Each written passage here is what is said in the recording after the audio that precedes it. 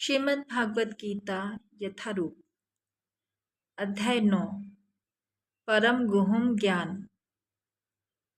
श्री भगवान ने कहा, हे अर्जुन, चूंकि तुम मुझसे कभी ईर्ष्या नहीं करते, इसलिए मैं तुम्हें यह परम गुहम ज्ञान तथा अनुभूति बतलाऊंगा, जिसे जानकर तुम संसार के सारे कलेशों से मुक्त हो जाओगे।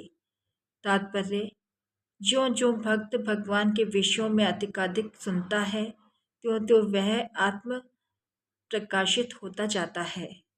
यह श्रवण विधि श्रीमद् भागवत में इस प्रकार अनुमोदित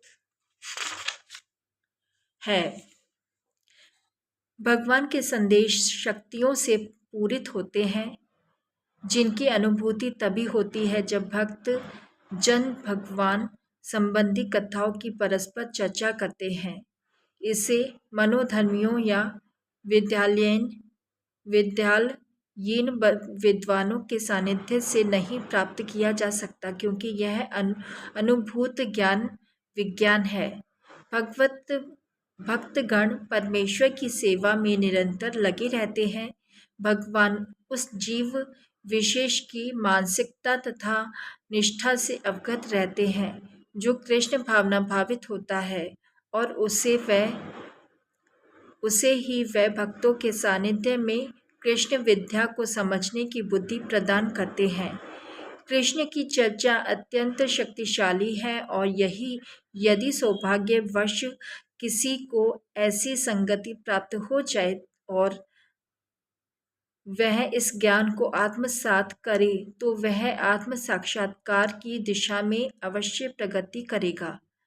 कृष्ण अर्जुन को अपनी अलौकिक सेवा में उच्च से उच्चतर स्तर तक उत्साहित करने के उद्देश्य से इस 9वें अध्याय में उसे परम गहन बातें बताते हैं, जिन्हें इसके पूर्व उन्होंने अन्य किसी से प्रकट नहीं किया था। भगवद गीता का प्रथम अध्याय शेष ग्रंथ की भूमिका जैसा है। द्वितीय तथा तृतीय अध्याय में जिस आध्यात्मिक ज्ञान का वर्णन हुआ है, वह गुहम कहा गया है। 7वें तथा 8वें अध्याय में जिन विषयों की विवेचना हुई है, वह भक्ति से संबंधित है और कृष्ण भावनामृत पर प्रकाश डालने के कारण गुहमतर कहे गए हैं।